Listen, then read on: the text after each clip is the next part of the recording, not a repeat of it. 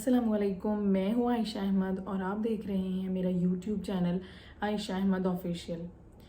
ناظرین، پچھلے کچھ دن سے بنگلہ دیش کی صورتحال کو ہم سب دیکھ رہے ہیں اور میرے ذہن میں فیض احمد فیض کے ایک بہت ہی خوبصورت نظم کے کچھ اشعار میرے ذہن میں گونج رہے تھے۔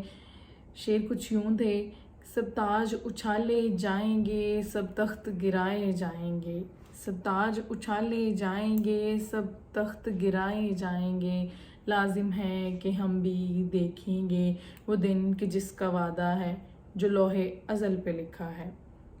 تو ہم نے دیکھا پیر کی صبح 11 بجے بنگلہ دیش کی وزیر اعظم شیخ حسینہ واجد کو مستعفی ہو کر ملک چھوڑنا پڑا اور وہ بنگلہ دیش سے مفرور ہو کر انڈیا چلی گئیں۔ اور پھر ہم نے دیکھا کہ 15.5 برس حکومت پر اقتدار کے تخت پر قابض رہنے والی حسینہ واجد، اور کسی وقت میں انہیں آئرن لیڈی بھی کہا گیا،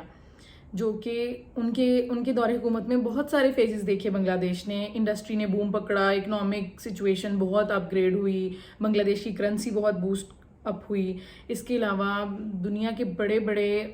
ممالک سے وہاں پر بزنس انویسٹرز نے انویسٹ کیا اور ہمیں بہت ساری بڑی بڑی ٹیکسٹائل ملز جو ہیں وہ وہاں پہ نظر آئیں۔ لیکن ابھی فی الحال اس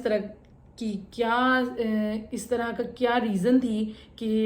شیخ حسینہ واجد کو مجبوراً استعفیٰ دے کر ملک سے فرار ہونا پڑا؟ تو ہم اس سارے واقعے پہ اور اس کی تھوڑی سی ہسٹری پر نظر ڈالیں گے کہ اس طرح کا کیا ہوا۔ تو پچھلے کچھ ہفتوں سے ملک کے اندر احتجاج جو تھے وہ ہم دیکھ رہے ہیں، طلبہ تنظیمیں محرک تھیں اور وہ احتجاج کر رہے تھے۔ احتجاج کرنے کے پیچھے جو ایک بہت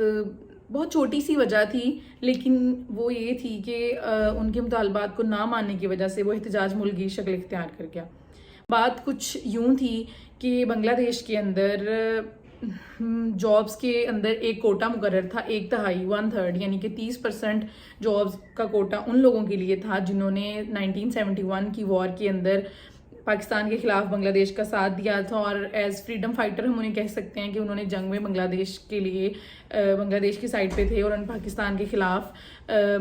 وار کے اندر پارٹیسپیٹ کیا تھا۔ ایک ان کا نام ناہید اسلام ہے، جس اسٹوڈنٹ نے 26 سالہ ایک اسٹوڈنٹ ہے جس نے اس تحریک کا آغاز کیا، اور وہ ہیرو بھی کہلائے جا رہے ہیں کیونکہ ان کی بدولت اتنا بڑا جو ہے وہ انقلاب ہمیں بنگلہ دیش کے اندر دیکھنے کو ملا۔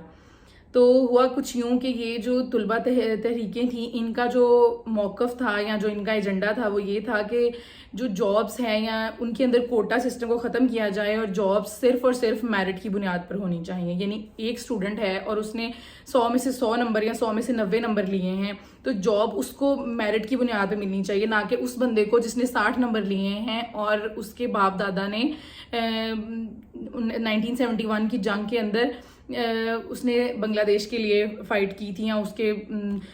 فور فادرز جو تھے وہ فریڈم فائٹرز میں سے تھے، تو اس کی اگلی جنریشن کو صرف اس بیس پہ جابز نہیں ملنی چاہیے۔ یہ صرف ایک بیسک بات تھی یا ایک ڈیمانڈ تھی ان کی، جس کو گورنمنٹ ان کے ساتھ مذاکرات کر کے بھی سارٹ آؤٹ کر سکتی تھی۔ لیکن وہاں پر ڈنڈے کے زور سے ان کو دبانے کی کوشش کی گئی، انہیں مارا گیا، آنسو گیس پھینکی گئی، بہت سارے وہاں پہ لوگوں کو جو ہے جانیں گئیں، لوگ جاں بحق ہوئے، زخمی ہوئے۔ لیکن وہاں پر طلبہ نے اپنی ہار نہیں مانی اور انہوں نے عام عوام کو بھی ساتھ ملایا، اور لوگ جو ہیں وہ بہت بڑے گروہ کی شکل میں ڈھاکہ کی طرف چلے اور انہوں نے اس احتجاج کو جاری رکھا۔ پھر ہم نے دیکھا کہ پیر کی صبح جب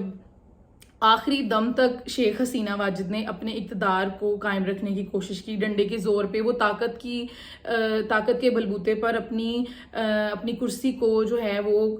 قائم رکھنا چاہ رہی تھی، وہ استعفیٰ دینا بالکل بھی نہیں چاہ رہی تھی۔ لیکن پھر فوج کی ہائی کمانڈ نے جب یہ محسوس کر لیا کہ اب حالات ان کے کنٹرول سے باہر ہیں، تو انہوں نے پھر انہیں اطلاع دی کہ اب آپ کو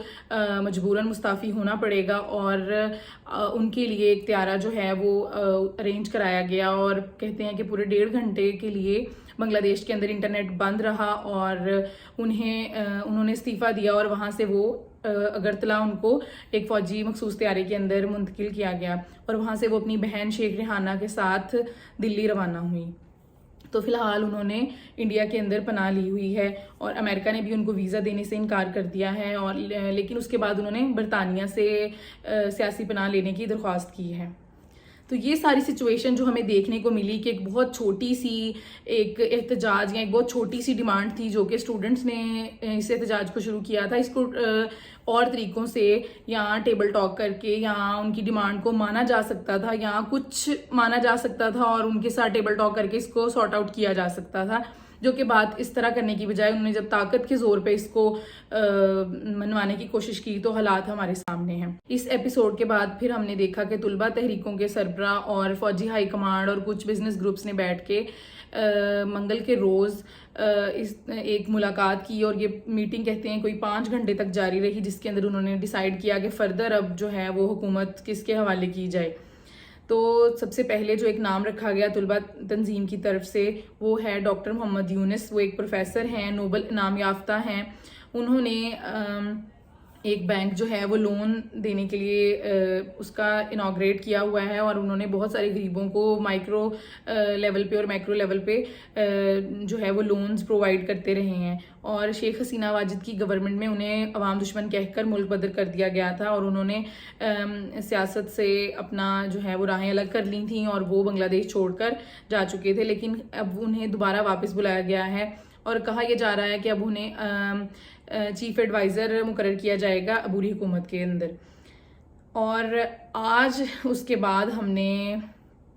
جمعرات 8 اگست آج ہم نے ایک بہت ہی انٹرسٹنگ نیوز ہمیں سننے کو ملی سوشل میڈیا پیجز اور different T V news channels کے اوپر۔ ہم نے دیکھا کہ ان کے شیخ حسینہ واجد کے رائٹ ہینڈ جو تھے جنرل ضیاء الرحمان، انہوں نے وہاں سے بھاگنے کی کوشش کی بنگلہ دیش سے، اور انہوں نے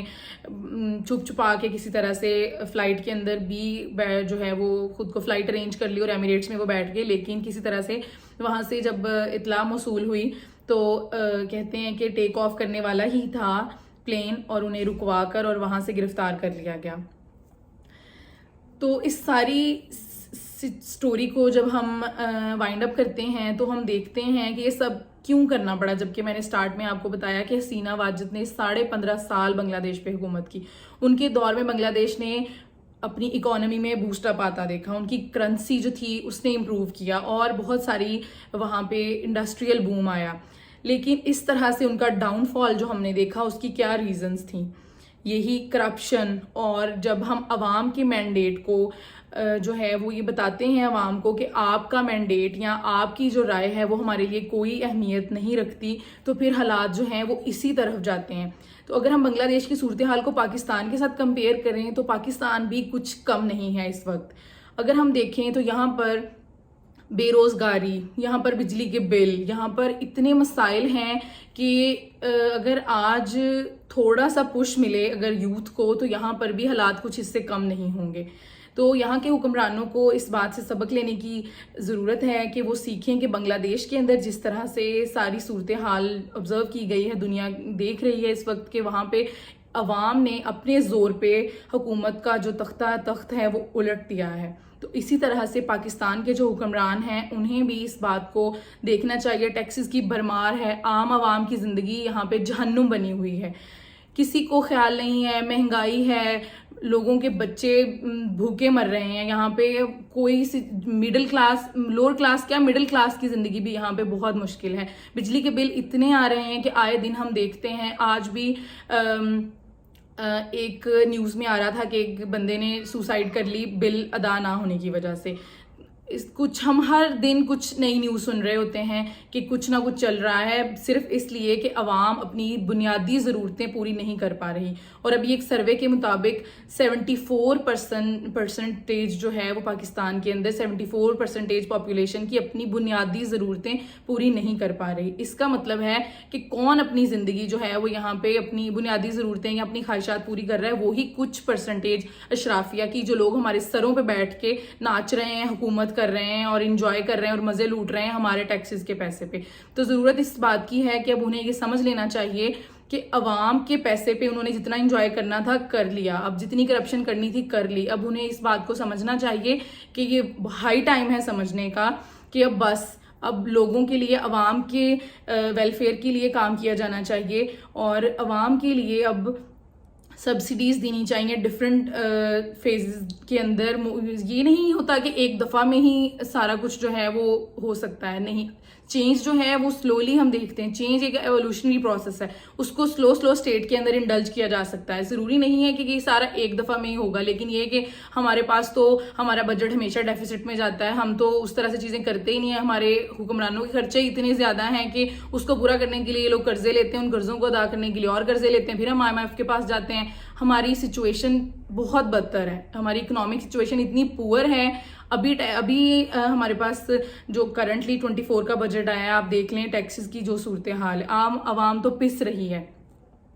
بس میں اسی بات پہ اپنی اس آج کے ویڈیو کو ختم کرنا چاہوں گی کہ پاکستان بھی یہ حالات فیس کر سکتا ہے, اور بلوچستان کے اندر بھی جس طرح تقریباً آگ لگی ہوئی ہے اور جس طرح سے لوگ وہاں پہ آزادی کی ڈیمانڈ کر رہے ہیں, اور گروپس جو ہیں وہ گریٹر اینڈ انڈیپینڈنٹ بلوچستان کی بات کر رہے ہیں, اور ہماری حکمرانوں نے کان بند کیے ہوئے ہیں, تو بہت جلد ہم بھی کچھ اس طرح کا فیس کر سکتے ہیں. تو آج کے لیے بس اتنا ہی. نیکسٹ ویڈیو اسی طرح کی دلچسپ ویڈیوز دیکھنے کے لیے میرے چینل کو سبسکرائب کریں, میری ویڈیو کو لائک کریں, اسے شیئر کریں. Thank you. اللہ حافظ.